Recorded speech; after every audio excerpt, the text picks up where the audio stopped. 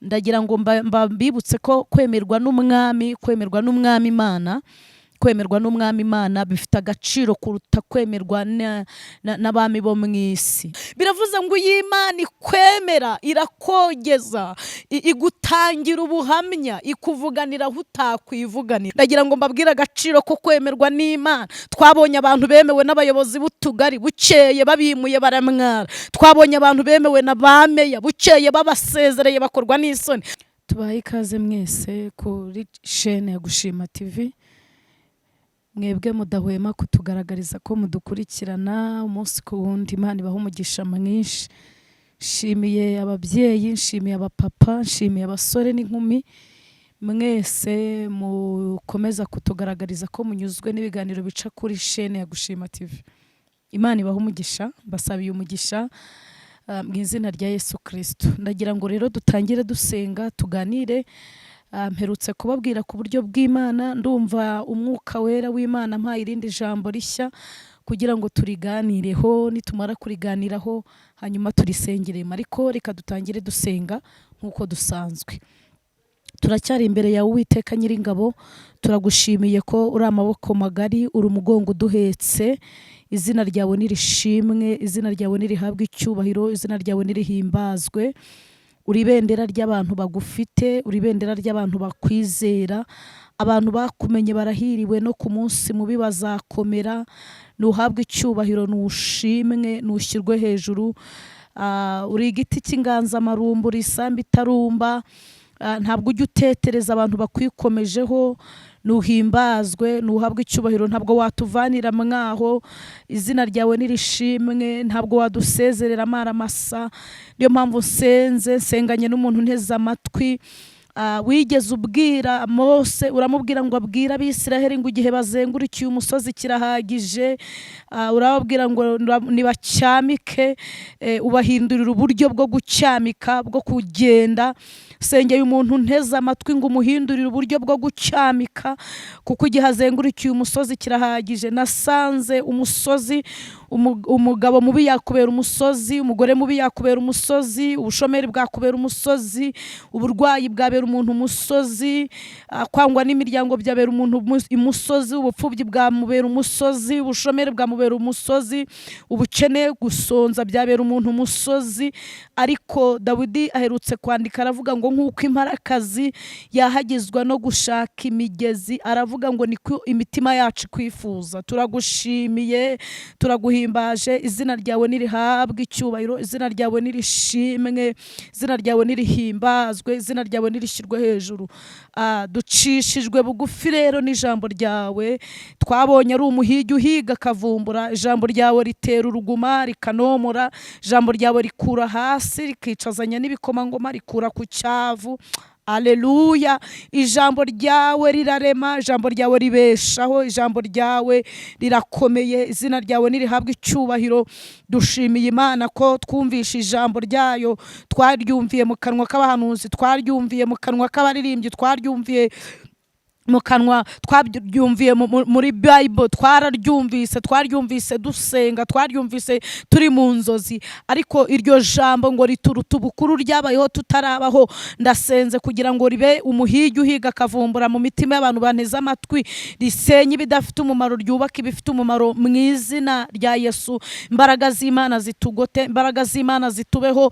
Izi mbaraga zasanze ikidendezi, zasanze ikirema ku kidendezi ziragihagurutsa. Izi mbaraga zahumuye impumyi Barotolomayo. Izi mbaraga zahinduye amateka ya Rahabu hariya i Yeriko. Izi mbaraga z'Imana zihindura igisekuru cy'umuntu, zihindura akavukiro y'umuntu, zihindura amateka y'umuntu agahinduka. Ndasenze ngo ziseruke kuri buri muntu wese unkurikiye, ari mu bukode. Imbaraga z'Imana zimukure mu bukode. Ari mu burwayi, imbaraga z'Imana zimubyutse ku gisasiro. Arashonje, imbaraga z'Imana zimugaburire. yambaye ubusa. Imbaraga z'Imana nizimwambike, imbaraga z'Imana zikoresha itegeko, imbaraga z'Imana zirema, imbaraga z'Imana zikomeye, imbaraga z'Imana zikora ibitariho bikabaho, imbaraga z'Imana zikingura ntihagire ukinga, imbaraga z'Imana zishyiraho zigakuraho, imbaraga z'Imana zishingira abakobwa bakuze, imbaraga z'Imana zishingira abasore babuze icyerekezo, imbaraga z'Imana zitanga ubuzima, imbaraga z'Imana zitanga kubaho. Ndasenze ngo ziboneke ku muntu wese unkurikiye, zimuserukeho, zitunganye ibidatunganye, zimwishyurira amadeni, zimucira kanzu mu bimugerageza, zimurwanirira intambara z'uburyo butari bumwe afite, zimubere maso, zimubambira amahema, zimwinjize mu masezerano, zimunjize mu ntsinzi. Imbaraga z'Imana, haleluya haleluya, zikureho imigambi y'abadayimoni, zisenye ibitavuga Imana ku buzima bwe, zubake iby'imbaraga, zubake iby'ubwenge mu ruhande rwe. Urakoze, ndagushimiye kuri Imana yumva gusenga. Ngaho tugirire neza, imbaraga zawe zibane natwe muri byose, ni mu izina rya Yesu, amen. Ndagira ngo dusangire ijambo ry'Imana dusanga mu gitabo cya Daniyeli. Turasoma mu bice byaho bitatu, turasoma ku murongo wa 28, twumva icyo Imana ivuganiye natwe mu ijambo, turisengeremo. Haravuze ngo umwami ahimbaza Imana ya ba Saduraka. Nebukadinezari aravuga ati, Imana ya Saduraka na Meshaki na Bedenego ishimwe, no yohereje marayika wayo ikiza abagaragu bayo bayiringiye, kuko bigurukije ijambo ry'umwami bagahara amagara yabo, kugira ngo batagira indi mana yose bakorera cyangwa basenga itari Imana yabo. 29 nicyo cyatumye nshiteka, kugira ngo umuntu wese wo mu moko yose n'indimi zitari zimwe uzavuga nabi Imana ya Saduraka na Meshaki na Bedenego azatemagurwe, kandi urugo rwe ruzahindurwe nk'icyavu, kuko ari nta yindi Mana ibasha gukiza bene aka kageni. Ibyo bishize umwami yogeza Saduraka na Meshaki na Bedenego mu gihugu cy'i Babuloni. Ndagira ngo tuganire kuri iri jambo rifite intego ivuga ngo kogezwa n'umwami, kogezwa n'umwami cyangwa kwemerwa n'umwami. Turaza kubona abantu bagiye bemerwa n'abami, ariko bikagira limite, bikagira igihe. Ndagira ngo mbibutse ko kwemerwa n'umwami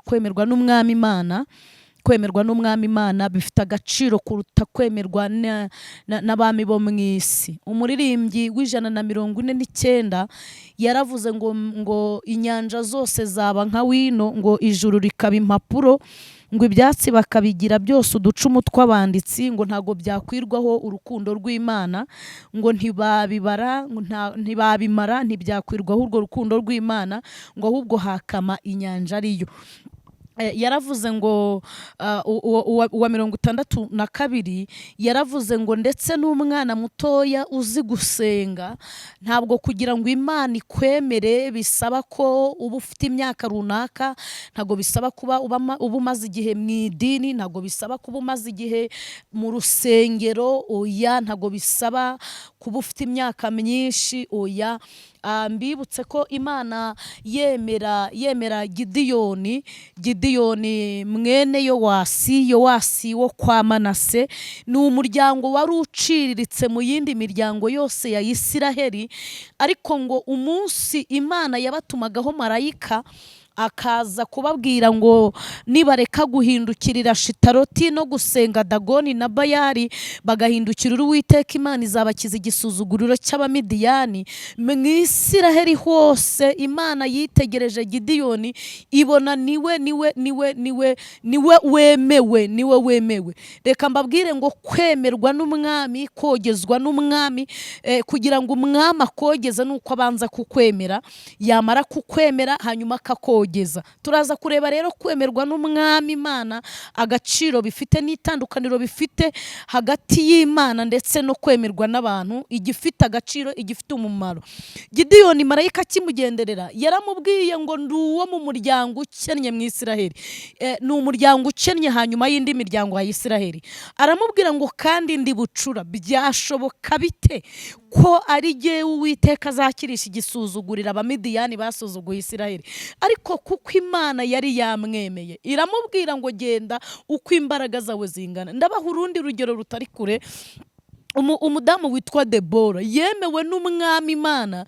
Imana iramwemera mu Isiraheli, iramubwira ngo genda witegere aho ingabo za Sisera zizaturuka n'umugabo w'ingabo ya Bini. Icyubahiro cyanjye kizahagararana nawe utsinde Sisera, nkiza Abisiraheli igisuzuguriro Sisera yabasuzuguye. Mbabwire ko iyo Imana ikwemeye, iyo Imana ikogeza, mujyana mu ntambara ntushobora kugenda wenyine Imana yarakwemeye. Kabone nubwo inzira waba ucamo yaba ari iy'ibimene by'amacupa, biguhindukira ibimene by'ibicuma kuko ugendanye n'Imana. Ikibazo abantu mufite, mwagendanye n'abagabo mwashakanye nabo, bukeye barabahinduka. Mwagendanye na basaza banyu, bukeye barabahinduka. Mwemewe n'abagabo, bukeye barabahinduka. Mwemewe n'abagore, bukeye barabahinduka. Mwemewe na diplome, bukeye zibura akazi, muramwara. Ariko mwirengagiza ko kwemerwa n'Imana bifite agaciro, bifite umumaro mu gihe turimo ndetse n'igihe kizaza. Bibiliya rero ivuze iki? Ndakomeza mvuge ku bantu bemewe n'Imana ikabogeza. Bibiliya ivuga neza Debora na bugingo n'ubu. Debora ni intwari mu ntwari zabonetse mu Isiraheli. Imana ishimwe. Imana yigeze yemera umuhungu witwa Dawidi, iramwemera, iramuhamiriza, iravuga ngo ibwira Samweli, yari umutambyi n'umuhanuzi n'umucamanza mu Isiraheli, iramubwira ngo mu Isiraheli nabonye umuntu ufite umutima umeze nk'uko nshaka. Aleluya. Biravuze ngo iyi Imana ikwemera, irakogeza, igutangira ubuhamya, ikuvuganira aho utakwivuganira. Dawidi yari ari mu ishyamba, ariko ntabwo yari azi ko Imana imwemera ku rwego ibyemeza Samweli nk'umucamanza, nk'umuhanuzi, nk'umutambyi. Kandi ageze i Betelehemu, Imana ntiyigeze ireka kugaragaza amarangamutima y'uburyo yemera Dawidi mu maso ya bakuru be ba Eliyabu na ba Shama na ba Abinadabu. Yaramwemeye, imaze kumwemera inamwemeza bakuru be, nubwo bari abanyacyubahiro, nubwo bari bakomeye mu gisirikare cya Sawuli, ariko Imana ibyo ntibyigeze biyikanga. Niyo mpamvu Dawidi yavuze ngo nari umusore none ndashaje, ngo ariko sindabona umukiranutsi aretswe, ngo cyangwa urubyaro rwe rusabiriza. Aravuga ngo agira ubuntu umunsi ukira. Biravuze ngo umukiranutsi ntashobora kurekwa, Imana ipfa kubimwemera. Ndetse hari undi mugabo w'umunyamahanga utari umwisiraheli, utari n'umuyahudi, ariko ngo wari waragiriwe ubuntu bwo kumurikirwa umucyo na Kristo. Nsuhuje abantu bamurikiwe umucyo na Kristo. Uyu munsi ukaba muri Arabiya Sawudite, mu bihugu by'Abarabu, umucyo wa Kristo warakumurikiye. Uyu munsi ukaba mu bihugu by'abazungu, ahakorerwa ibyaha ku karubanda, ariko umucyo wa Kristo wakumurikiye, ntutume ukora ibyo bizira, ntutume ukora ibyo byaha. Nsuhuje ababyeyi bamurikiwe umucyo na Kristo, uyu munsi bemerwa n'Imana. Ikimenyimenyi ni uko bakiranukiraho abandi bananiwe gukiranukira, bakiranukira ahagaragara n'ahatagaragara.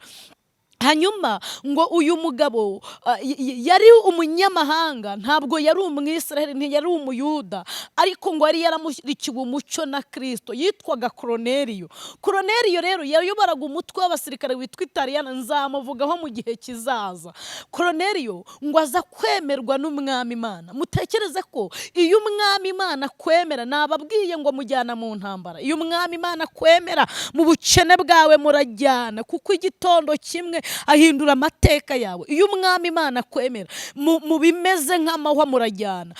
Iyo umwami Imana kwemera, ntashobora kugutererana mu gihe cy'imvura, ntashobora kukureka mu gihe cy'amakuba yawe. Kabone nubwo abantu bose bakureka, abantu bose bakagufataho ijambo, bakakuvuga ayo bishakiye, umwami Imana aca mu rusako rw'abo bantu, aca mu nduru z'abo bantu, akakubwiza ijwi rye ryituze, riguhumuriza, rikomora inguma z'ibikomere by'amagambo ya ba bantu bavuze. Hanyuma ngo amutumaho marayika ku isaha ya 9. Haramubaza ngo ni iki mwami? Koroneliyo ahishurirwa ko umwami Imana mutumyeho marayika. Ngo aramubaza ngo ni iki mwami? Aramubwira ngo tumiyopa, utumire umugabo witwa Simoni wahimbwe Petero na Yesu. Hari ibintu umwami Imana agambiriye kukumenyesha amuciyemo. Biravuze ngo umuntu wemewe n'umwami Imana hari amakuru agendana, hari amabanga agendana. Aleluya. Hari ubushuti abafitanye n'umwami Imana. Imana ishimwe. Hari amasezerano promesse abafitanye n'Imana, nubwo yaba atazwi Imana ipfa kubimwemera. Nubwo mu Isiraheli baba batamuzi, nubwo mu Bayuda baba batamuzi, Imana ipfa kubimwemera. Petero ngo ahingutse kwa Koruneliyo yasanze nta Muyuda uhari, yasanze nta Mwisiraheli uhari, yasanze abo bantu bose bari aho ari abanyamahanga. Aratangara, biramutangaza, aravuga ngo menye neza yuko umwami Imana itarobanura ku butoni, ahubwo mu mahanga yose umuntu yubaha agakora ibyo gukiranuka Imana iramwemera. Biravuze ngo kugira ngo Imana ikwemere, kugira ngo umwami Imana akwemere, ugomba kuba wubahirije ibintu bitatu. Icya mbere ni uko uba ufite kubaha Imana muri wowe. Icya kabiri ni uko uba ukora ibyo gukiranuka. Icya gatatu mbese ni uko uba wicisha bugufi imbere y'umwami Imana. Bibiliya rero itubwiye iki? Ndakomeza mvuga abantu bemewe n'Imana ikagendana nabo mu nzobo z'intare. Ejo bundi Daniyeli yemewe n'Imana, ijyana nawe mu rwobo rw'intare ku ngoma y'umwami witwa Dariyo. Nababwiye ngo iyo umwami Imana akwemera, iyo umwami Imana akwemera, mu ntambara zawe murajyana, mu burwayi bwawe murajyana, imiryango ikuretse murajyana, umugabo aguhindutse murajyana, mumva murajyana. Abantu bose bakubwira ko bagukunda, umunsi wapfuye bazagushyiraho indabo, bazashyiraho ibitaka, basubire inyuma bagende, imva yawe bayikotere cyangwa bayisiga uko biraho, ariko nta n'umwe uzemera kujyana nawe. Ariko kubera urugero umwami Imana akwemeramo, muzamanukana mumva, kugira ngo muri cya gitondo cy'umuzuko uzabashe kumva impanda yo kugaruka kwa Kristo. Bibiliya rero ivuze kuri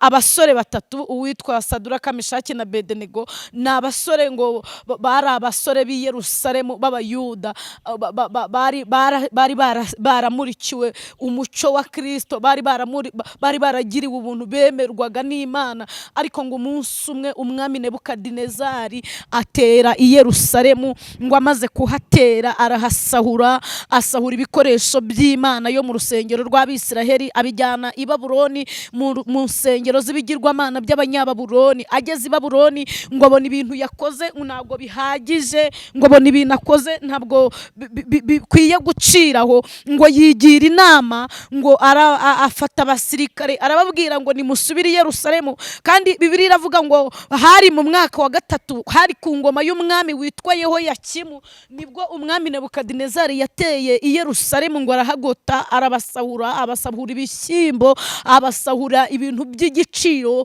ibyuma, ifeza, izahabu, ibikoresho bakoreshaga ku igaburo ryera, ibikoresho bakoreshaga mu rusengero, arabisahura. Nebukadinezari abijyana mu nsengero z'ibigirwamana by'Abanyababuloni. Abona ngo ibyo binakoze ntago bihagije, yigira inama, aravuga ngo nimugende mu nshakire y'abasore b'abanyembaraga. Ashyiraho kondisiyo z'ibyo abo basore bagomba kuba bujuje. Icya mbere, kuba ari abanyabwenge. Kabiri, bafite uburanga. Gatatu, b'igihagararo. Kane, b'imfura mu miryango iwabo. Gatanu, b'ingenzuzi mu byo bakora. Hanyuma kandi arababwira ngo mubazane inaha i Babuloni kugira ngo tubigishe urukarudaya mu gihe cy'intambara bazadufashe. Muri abo basore rero b'Abayuda ngo harimo Daniyeli, niwe witwaga Hananiya, harimo Mishayeli amwita Meshake, harimo Azariya amwita Abedenego, harimo Saduraka amwita Abedenego, Mishayeli amwita Meshake, hanyuma Daniyeli amwita Berutashezari, Hananiya amwita Saduraka. Hanyuma ngo aba basore arabashimuta, ari abasore bane, uwitwa Daniyeli na Hananiya na Mishayeli. Hanyuma ngo abashimutira i Babuloni. Bageze i Babuloni, abashinga umukuru w'abasirikare witwa Shipenazi, ategeka ko bagomba kujya barya ibyo kurya ariyeho, ibiryo byaterekereweho. Hanyuma reka nsome mwumve ku murongo wa 6 w'igice cya mbere, avuga ngo muri abo bana b'Abayuda harimo Daniyeli Daniyeli na Hananiya na Mishayeli na Zariya. Nuko uwo Daniyeli ngo amwita Berutashezari, naho Hananiya amwita Saduraka, naho Mishayeli amwita Meshake, na Zariya amwita Bedenego. Ngo arabashimuta bajyana i Babuloni. Bageze i Babuloni rero ategeka ko bagomba kujya barya ibyo kurya byaterekerejweho imana z'i Babuloni, bigirwamana by'i Babuloni. Mbibutse ko Abanyababuloni n'ubwoko buturuka mu muryango wo kwa Tera ubyara Abrahamu. Basengaga ibigirwamana, ntago bari bazi Imana rurema yaremye isi n'ijuru, yadendeje inyanja n'amasoko. Ariko ngo aba basore baragambirira mu mitima. Muzasome mu gice cya mbere ku murongo w'8 ngo Daniyeli na bagenzi be bagambirira mu mitima yabo kutaziyandurisha ibyo kurya by'ibwami. Ngo bamaze kubigambirira, hanyuma ngo babwira umukuru w'abasirikare witwa Shipenazi, Bibiliya imwita umukuru w'inkone, baramubwira ngo tugerageze iminsi 10 utugaburira ibishyimbo n'amaminwa, nitumara nubona twarananutse uzabone kuduha ibyo kurya by'ibwami cyangwa se uzaduca imitwe. Ariko ngo bagirana amasezerano. Shipenazi abagaburira ibyo bishyimbo bari barabisahuye i Yerusalemu ku ngoma y'umwami Yehoyakimu, byari iby'iwabo aho baturutse, aho bashimuswa, aho bakuwe. Ngo abasore bageze i Babuloni rero bahindurirwa amazina. Ari ibintu bibiri nakunze kuri aba basore, nawe ngira ngo ubyumve. Aba basore nubwo bahinduriwe amazina n'umwami wa Nebukadinezari w'i Babuloni, bagahindurirwa amazina, ntabwo bahinduye icyo bari cyo. Biravuze ngo umukristo nyawe ntabwo aho agiye hakwiye kumuhindura, ahubwo we akwiye kuhahindura. Narababwiye ngo gukiranuka nyako ntabwo ari ukubaho ibyaha bidakorerwa, ni uguturana n'abasambanyi ntusambane kandi ufite ubushobozi bwo gusambana, ufite n'abantu bifuza ko musambana. Gukiranuka nyako si ukuba mu isi itaba mu tubari n'inzoga n'abanywi b'inzoga, oya, ni uguturana nabyo, ukibuza kuzinywa, ukibuza gusangira n'abanywi b'inzoga kandi utabura igihumbi kigura icupa ry'inzoga.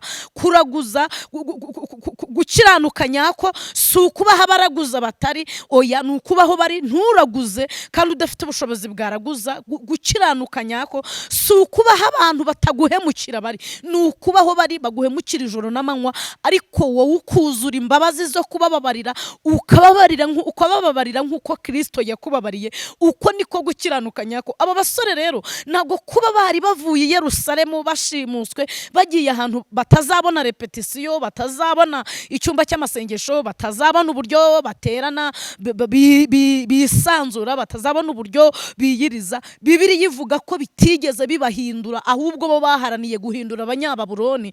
Ngo bibuza guterekera imana z'Abanyababuloni, ntibicara mu nteko z'abagambanyi, ntibicara mu nteko z'ababeshyi, ntibicara mu nteko z'abagizi ba nabi. Dawidi yaravuze muri Zaburi ya mbere, aravuga ngo hahirwa umuntu udakurikiza imigambi y'ababi, ngo ntahagarare mu nzira y'abanyabyaha, ngo ntiyicarane n'abakobanyi, ngo ahubwo amategeko y'Uwiteka niyo yishimira, ngo kandi amategeko ye niyo yibwira ku manywa na nijoro. Yaravuze ngo uwo muntu azahwana n'igiti ku murongo wa 3 cyatewe hafi y'umugezi, cyera imbuto zacyo igihe cyacyo, ibibabi byacyo ntibyuma. Biravuze ngo abo basore Imana bakoreye bari iwabo i Yerusalemu, bageze i Babuloni barakomeza barayikorera. Bamaze imyaka 70 mu bunyage, nta rusengero bateraniramo, nta repetisiyo babasha kujyamo, nta korari baririmbiramo, nta gurupe y'amasengesho bahura nayo ngo basenge. Ariko ngo barakomeza barakiranuka, barakomeza bagira umutima Imana yemera, barakomeza baharanira kwemerwa n'Imana. Yeremiya aherutse kwandika mu bice 17:7, aravuga ngo hahirwa umuntu wizera Uwiteka, ngo Uwiteka akamubera ibyiringiro. Ageze hepfo yunga mu rya Dawidi, aravuga ngo uwo muntu azahwana n'igiti cyatewe hafi y'umugezi, cyera imbuto zacyo igihe cyacyo, ibibabi byacyo ntibyuma. Aravuga ngo uyu muntu kandi ikintu azakora kizamubera cyiza. Babonye bahinduriwe amazina, ariko ntibahindura icyo bari cyo. Barakomeza bubaha Imana, barakomeza barayikorera, barakomeza barayisenga. Bibiliya iravuga ngo nuko bakomeje gukorera Imana, bakomeje kuyisenga. Bukeye umwami Nebukadinezari akora igishushanyo, ngo agishyira mu kibaya cyitwa Dura, stade yitwa Dura. Ngo amaze kugishyira muri icyo kibaya, hanyuma ngo agiterekamo, ategeka amoko yose n'indimi zitari zimwe kubararira icyo kigirwamana. Ariko bamwe muri maneko z'ibwami baraza baramubwira ngo nubwo wakoze ikigirwamana, reka mbabwire, nubwo wakoze ikigirwamana kigirwamana hari abantu batazacyubararira. Reka mbabwire, buriya ahantu utuye abasinzi barakuzi ko mutasangira inzoga, atari uko udafite ubushobozi bwo kuzigura, urabufite ariko barabizi, bazi ko wamenyanye n'umugabo ubahiga witwa Kristo. Buriya ahantu utuye abarozi bakuroga barabizi ko utajya kubarogesha, atari uko uyobewe inzira bacamo bajya kukurogesha, ahubwo barabizi ko wizeye umugabo w'umunyamaboko witwa Mesiya, intwari mu ntambara, itangiriro n'iherezo. Yohana yaravuze ngo ni Alufa ndetse ni Omega. Hanyuma ngo baramubwira bati nubwo wakoze ikigirwamana, nubwo wagikoze, wakiremye, cyagutwaye igihe, cyagutwaye ingingo y'imari ya leta nyinshi, ariko hari abantu batazacyubararira. Iyo turi mu kabari ntibaba bahari, iyo turi kugambana ntibagambana, iyo turi mu matiku ntibaba bayarimo. Ngo arababaza ngo abantu ni bande, baramubwira ngo abo bantu ni ba basore bane wazanye bakuwe i Yerusalemu. Hanyuma ngo arababwira ati mugende mubazane, mubanzanire ngira ikintu mbibariza. Ngo barabazana, bamaze kubazana bageze imbere y'umwami, arabaza ngo mbese ni mwebwe aba bahungu bagiranye ikiganiro na Nebukadinezari? Arabaza ngo mbese ni mwebwe? Bati ni twebwe. Mbese ni iyihe mana ibasha kubakiza amaboko yanjye akomeye? Hari igihe Nebukadinezari ajya agira ngo nta yindi mana ibasha kugukiza amaboko ye, kandi hari. Ejo bundi Yobu inshuti ze zamushizeho, umugore waramwihakana, aramubwira ngo ndagira ngo ureke iyo mana yawe, imana yemeye ko abana bacu bapfira gushira, ikemera ko amashya dushiraho, ubutunzi budushiraho, icyubahiro twari dufite mu karere kiragiye, wayihebye ukayihakana. Yobu aravuga ngo ya, umubiri wanjye numara kubora nzabona umwami Imana yanjye mfite undi mubiri, amaso yanjye niyo azayireba, ntabwo ari ayundi. Aba bahungu bari bafite kwizera Imana, bizeye bari i Babuloni, Imana bizeye bari i Yerusalemu, bageze i Babuloni barakomeza barayizera. Imana bizereye i Babuloni niyo bizeraga iwabo i Yerusalemu. Ngo barakomeza barayizera, barakomeza bayigirira icyizere, barakomeza bayikomeraho, aleluya, barakomeza barayiringira, barakomeza bagumana nayo, barasenga bucece, barasenga barayinginga. Ariko ngo bahagaze imbere y'umwami, amaze kubahamiriza babwiye ko nta yindi mana yabakiza amaboko ye, baramubwira bati mwami, imana dukorera ibasha kudukiza, bijya bikunda, ijya ibasha gukiza umuntu ikamuha akazi byihuse, ikamukiza uburwayi bidatinze, ijya ibasha gukiza umuntu, ijya ibasha kumurengera ntakubitike, ntahondagurwe. Ariko niyo itabikora, aleluya, ntabwo dushobora kunamira igishushanyo wakoze. Hanyuma ngo azabiranwa n'uburakari ku munsi wo kubararira icyo kigirwamana, ngo ategeka yuko abantu bose, indimi zose, ategeka abantu babishinzwe, baravuga ngo ushinzwe guhamya itegeko ry'umwami, nimwumva avugije amakondera, akavuza imyirongi, akavuza amabubura, akavuza inshakwa, akavuza ibyuma bivuza amajwi mato n'arenga, amoko yose n'indimi zose, inzego zose za politiki, z'abikorera, izigenga, imishinga itegamiye kuri leta, mwese musabwe kubararira ikigirwamana umwami yakoze. Ngo abantu bose baracyubararira. Ndimo ndareba abantu bose bubarariye iki kigirwamana, Saduraka, Mishaki na Abedenego ntibacyubararire.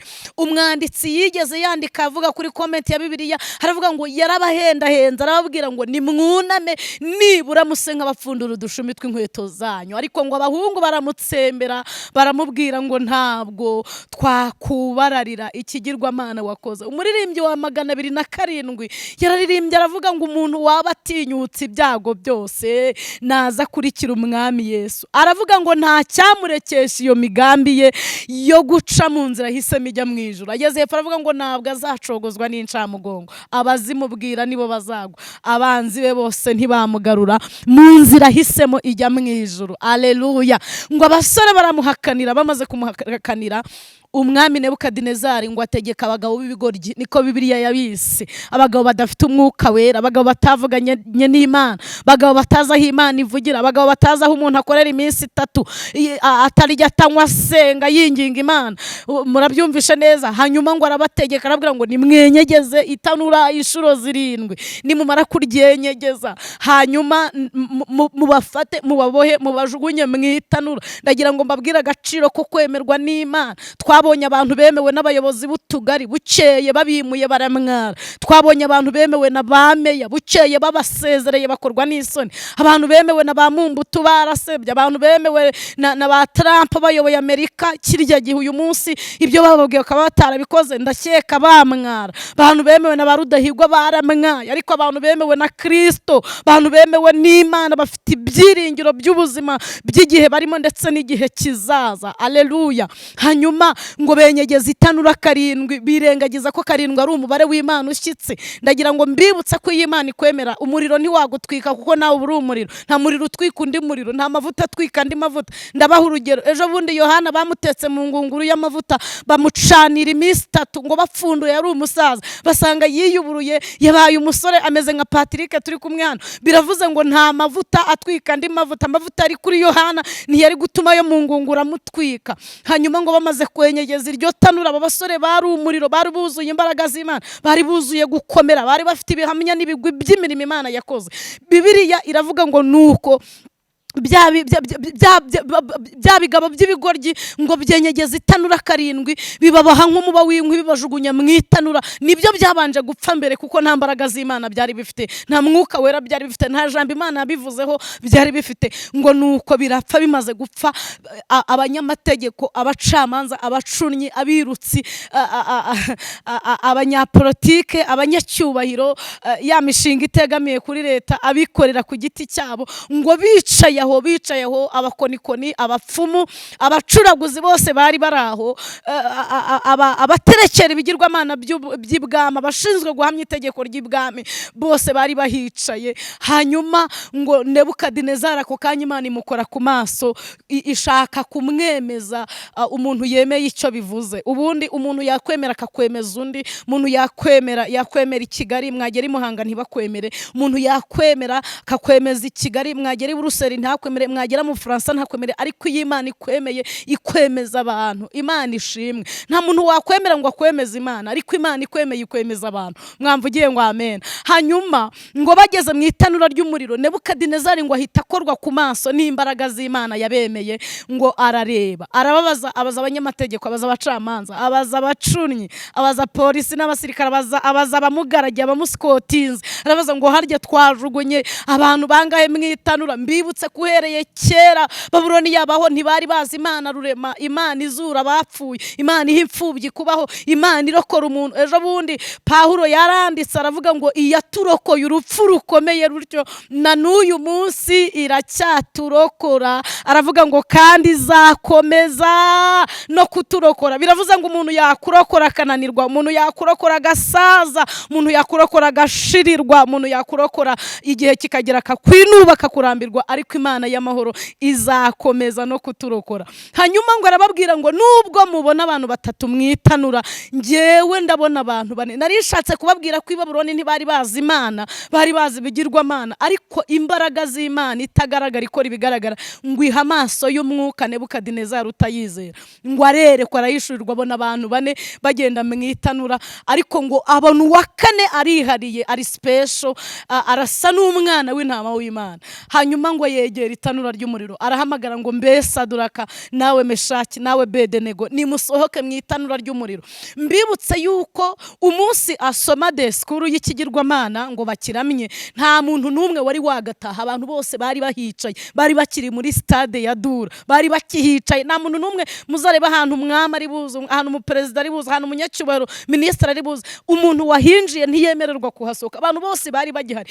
Imana ntishobora kugaragaza ko ikwemera yiherereye, kandi narababwiye ngo ivuganira natwe ahiherereye, ariko yajya gukora igatabarira ku karubanda. Icyatumye aba basore bamuhamiriza ngo bibutse Imana yakuje amaboko akomeye ba sogokuru muri Egiputa, bibutse yabambukije inyanja itukura, bibutse yategetse urutare ikaruhamagura rukagendera hagati muri bo, bibutse yabarinze imyenda n'inkweto ntibibasazireho, bibutse yabarwaniriye, bibutse yabatambukije Yeriko igasenya inkike zaho, bibutse ko ari Imana idasaza ngo yitwaza akabando. Bitera imitima yabo kuyikomeraho, bemera gupfa aho kugira ngo bunguke iby'ubuzima bushira, bemera gupfa kugira ngo bazabone kudapfa. Imana ishimwe. Ngo basohotse mu itanura, atangazwa no kubona basohotse kandi babohowe amaguru n'amaboko ari batatu. Ngo abacamanza abanyamategeko barabinukiriza. Aha nakuramo ijambo risobanura ngo gusohoka mu kigeragezo urimo nta mwotsi kunutseho, ugasohoka mu rugamba urimo nta mwotsi kunutseho, ugasohoka mu kibazo urimo nta mwotsi kunutseho. Hanyuma ngo barabinukiriza, bumva nta n'umwotsi banukaho. Ako kanya ahita asubira kuri podiyumu. Amen. Umuririmbyi w'ikorasi yaravuze ngo uw'Imana itahirije ngo imuhambirira abanzi bareba, ngo bagatangira bakabazanya ngo mbese Imana yuriye ibaheye. Mbese iyo Imana itaragutahiriza abantu ntago bamenya aho Imana yawe iri, ariko iyo imaze kugutahiriza bamenya ko wayize, bamenya ko wayisenze. Hanyuma ngo ahita asubira kuri podiyumu, asoma disikuru ari ryo jambo twasomye. Aravuga ngo jyewe Nebukadinezari, titire yavuze ngo Saduraka, Nebukadinezari ahimbaza Imana ya Saduraka na Mishaki. Jyewe Saduraka, jyewe Nebukadinezari mpimbaje Imana ya Saduraka na Mishaki na Bedenego. Aravuga ngo nicyo kizatuma nshiteka. Urumva hisa iteka ngo ni itegeko ryemejwe n'abaminisitiri, murumva neza, ryemejwe na Sena, ryemejwe n'abadepite, ryemejwe n'inzego zose za guverinoma, za gavumenti. Jyewe Nebukadinezari, aleluya, nicyo kizatuma nshiteka. Urumva ya Mana yakoze ihise itagaciro. Yesaya aherutse guhanura, aravuga ngo icyubahiro cy'Imana ntabwo izajya ubundi, ngo ndetse n'ishimwe ryayo ntizariho ibishushanyo bibajwe. Nimwumva ibintu ikoze rero i Babuloni. Njyewe Nebukadinezari nicyo kizatuma nshiteka. Urumva neza ngo umuntu utazapfukamira Imana ya Saduraka na Mishake na Bedenego azatemagurwe kandi urugo rwe ruzahindurwe nk'icyavu. Aleluya, kuko ari nta yindi Mana ibasha gukiza benaka kageni. Hanyuma twasomye hepfo haravuze ngo ibyo bishize umwami yogeza Saduraka na Mishaki na Bedenego mu gihugu cy'i Babuloni. Biravuze ngo radiyo uwo munsi zahinduye ibyo zivuga, televiziyo zahinduye ibyo zivuga. Murabyumvishe, abanyamakuru bose bategetswe ibyo bavuga. Baravuga ngo nta yindi Mana ikwiye guhimbazwa usibye Imana ya Saduraka na Mishaki na Bedenego. Nibutse umuririmbyi w'120 yaririmbye, aravuga ngo mu ijuru imbere y'Imana dufite umuntu tuvuganira, ni umukuru w'abatambyi kandi yitwa Rukundo. Yavuze ngo mpamya neza yuko izina ryanjye riri ku mutima we, ubwo mvugira nta mwanzi wamunyirukanaho. Bene Kora baherutse kubona ibintu Imana ikoreye mu butayu, ubwo yasamuraga ubutaka bukamira bakora na badatana babiramu. Baravuga muri Zaburi ya 84 ngo hahirwa abantu baba mu nzu yawe, ngo kuko babasha kugushima ubudasiba. Ngo iyo banyuze mu gikombe cyitwa Baka ngo bagihindura ahantu h'amasoko. Umva abantu Imana yemera. Ngo imvura y'imigisha icyambika imigisha, nubwo cyaba ari igikombe, nubwo haba ari ubutayu, nubwo haba hatarigeze amazi cyangwa yarakamye, ariko aba bantu bemewe n'Imana, imvura y'imigisha icyambika imigisha. Hanyuma bibatera kugenda bagwiza imbaraga, baboneka mu maso y'Imana Siyoni. Tugiye gusenga. Hari abantu bakwemeye, hanyuma bukeye baraguhinduka. Naravuze ngo akanwa kakuvugirije impundu niko kaguhaye induru, ibiganza byagukomeye amashyi nibyo byaguteye amabuye. Ndagira ngo abo bantu ubababarire, ubaha imbabazi, ahubwo urebe ku musaraba, utumbire uwabambwe tukabamburwa, uwapfuye utazongera gupfa. Wa wundi Mariya wiswe Magadalena yahamirije akavuga ngo yazutse mu bapfuye. Ni intare yo mu muryango wa Yuda, ni umwami w'abami, ni ibyiringiro by'abantu bamwizera. Abagabo bamwizeye ntabwo ari abakoze isoni. Aho nabereye sindabona umugabo wamwizeye ngo akorwe n'isoni, sindabona umubyeyi wamwizeye ngo akorwe n'isoni, sindabona umukobwa n'umusore bamwizeye ngo bakorwe n'isoni, sindabona imfubyi yamwizeye ngo ikorwe n'isoni, sindabona umupfakazi wamwizeye ngo akorwe n'isoni, ntabwo ndabona umurwayi wamwizeye ngo amukoze isoni. biravuze ngo ntakoze isoni, arera kandi arakomeye, imbaraga ze ntizishira, imbaraga ze ntizishonga, imbaraga ze zirihagije, atabara atitabaje imiryango mpuzamahanga, arahaguruka nta muntu umwicaza, niyo yavuze ntawe umuvugiramo, niwe ureba ntiyerekwa, ntavuga amasigara byicaro, ntashyirwaho n'abantu, arihariye, afite ingoma ebyiri, iyo mu ijuru n'iyo mu isi, ubwami bwe ni ubw'amahoro, yitwa Mesiya, ni Alufa ni Omega, biravuze ngo ni itangiriro, biravuze ngo ni iherezo, niwe wazutse mu bapfuye, biravuze ngo ni imfura yo kuzuka, mu mfura zose zo mu isi niwe mfura yo kuzuka, niwe wihariye izina rikiza, niwe wihariye gukomera, kuko abakomeye bo mu isi niwe bakomoraho gukomera, abanyacyubahiro bo mu isi bavoma icyubahiro kuri we, abanyabwenge bo mu isi bavoma ubwenge kuri we, ni urutare twubakaho, ni inzu yacu itagwa,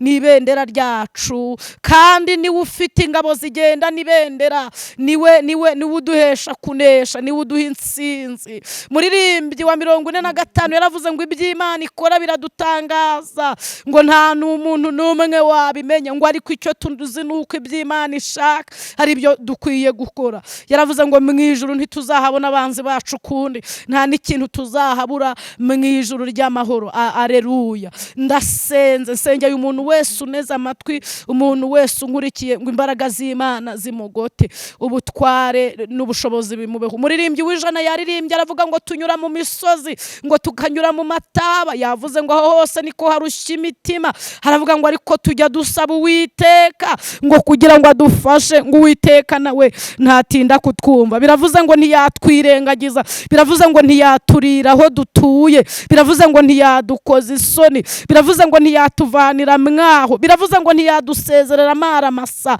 Aleluya, aleluya, aleluya, aleluya, aleluya. Biravuze ngo ni umunyembabazi, birasobanuye ngo ni umugwaneza. Nsengeye buri muntu wese ngo umugirire imbabazi unkurikiye, imbabazi zawe zimwomeho. Yabuze abantu bamugirira imbabazi, inshuti ntizamugiriye imbabazi, imiryango ntiyamugiriye imbabazi, hari abari kuzimugirira batazigize, ariko mugirira imbabazi, mugirira imbabazi. Kandi ndamusengeye ngo umuhe kwemerwa nawe, kuko nutwemera uzatwemeza abantu, uzatwemeza.